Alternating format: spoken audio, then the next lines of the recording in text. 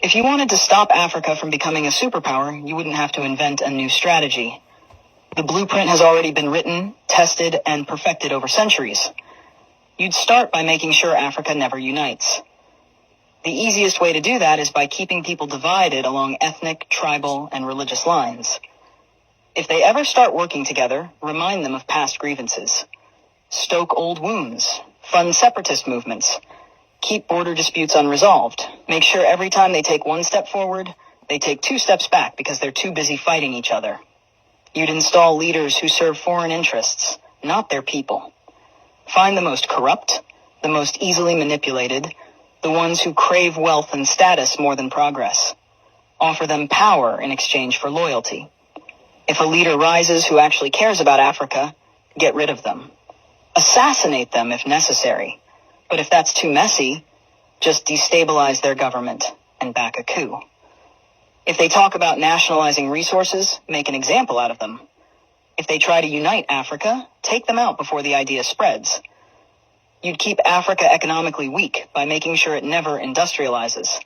Let them export raw materials, but never process them themselves. Control the mines, the oil fields, the rare earth minerals. Keep them selling cheap and buying expensive. If a country tries to break free and build its own industries, sabotage it. Place sanctions, destabilize its currency, fund local opposition, crash its economy. If that doesn't work, orchestrate a civil war. People can't build when they're too busy trying to survive. You'd make sure their education system produces workers, not innovators. Teach them history that glorifies their oppressors. Make them think their cultures are primitive. Their ancestors were savages. Their future depends on foreign approval. Train them to memorize, not to think critically. Keep their best and brightest looking overseas for opportunities. Make them dream of escaping Africa rather than fixing it. Offer scholarships that take their top minds to the West and never encourage them to return. Let the continent keep training doctors and engineers only for them to go enrich other nations. You'd control their narratives. Own their media. Control their stories. Dictate their image to the world. Make them believe they are corrupt, hopeless, eternally in crisis. Flood their screens with poverty porn and war zones.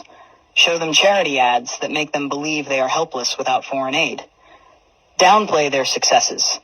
Twist their victories into isolated incidents. If an African country develops a groundbreaking innovation, credit a foreign investor.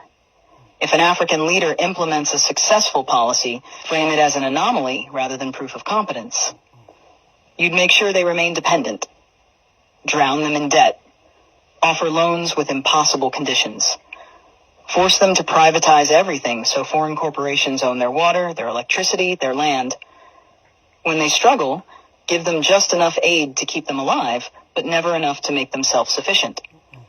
Use charities to create a culture of reliance rather than resilience. Make them think foreign intervention is necessary, that they can't solve their own problems, that they always need help from the outside. You'd suppress their military strength. Keep their armies weak, their defense industries non-existent. Sell them weapons to fight each other, but never let them develop high-tech military technology. If a country tries to build a strong defense system, accuse them of being a threat to stability. Make sure they always need foreign peacekeepers, foreign military bases, foreign advisors controlling their security. Keep them vulnerable to invasion, coups, and foreign interference. The formula is simple. Divide, corrupt, exploit, miseducate, control. Keep them fighting each other. Keep them looking outside for solutions.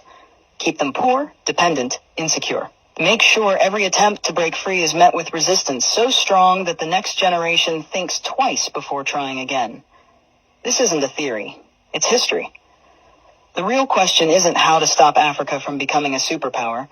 It's how Africa can break the cycle despite every effort to keep it down.